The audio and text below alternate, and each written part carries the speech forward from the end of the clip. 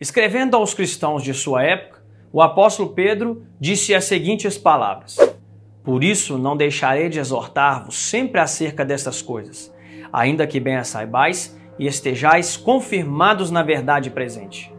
Ao fazer uma análise desse texto em um periódico escrito no ano de 1849, Tiago White, um dos principais pioneiros da igreja, chegou à conclusão de que em cada momento da história havia uma verdade presente. No tempo de Noé, por exemplo, a verdade presente era entrar na arca para escapar da destruição do dilúvio. No tempo de Ló, a verdade presente se constituía em fugir para os montes e escapar da destruição de Sodoma. No tempo de Jeremias, a verdade presente exigia a submissão pacífica dos hebreus à Babilônia de Nabucodonosor.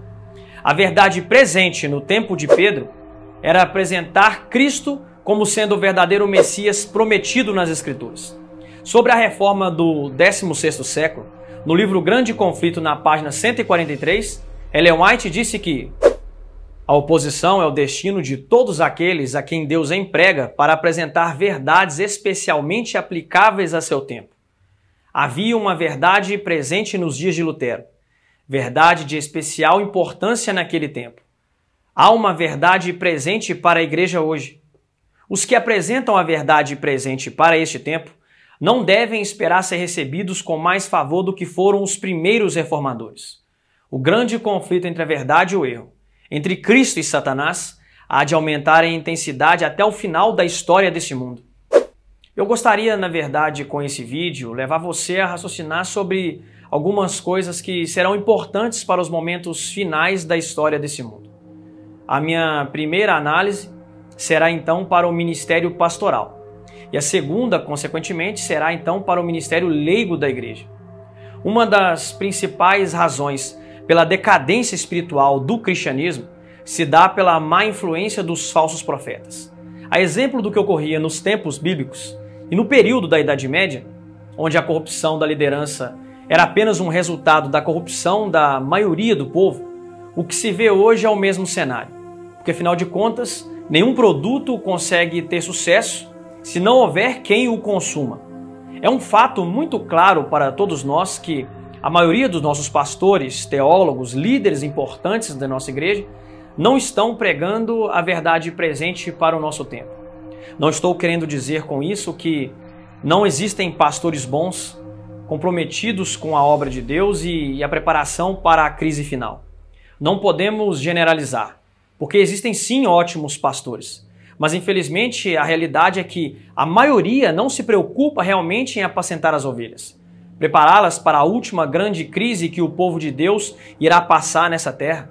Não se vê pastores pregando sobre a saída das grandes cidades, vida no campo, reforma de saúde, profecias de Daniel e Apocalipse, estudos profundos sobre escatologia, sermões poderosos que levam à mudança de vida ao pecador.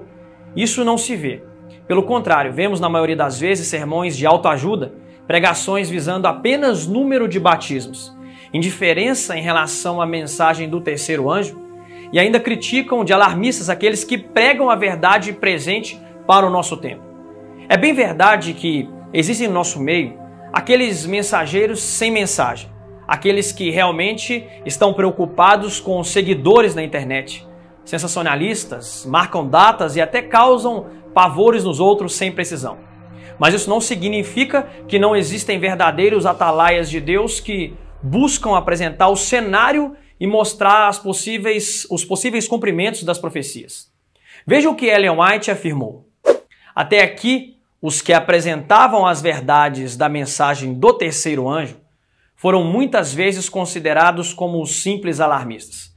Suas predições de que a intolerância religiosa alcançaria predomínio nos Estados Unidos, de que a igreja e o Estado se uniriam mais uma vez para perseguir os que guardam os mandamentos de Deus, foram declaradas sem fundamentos e absurdas.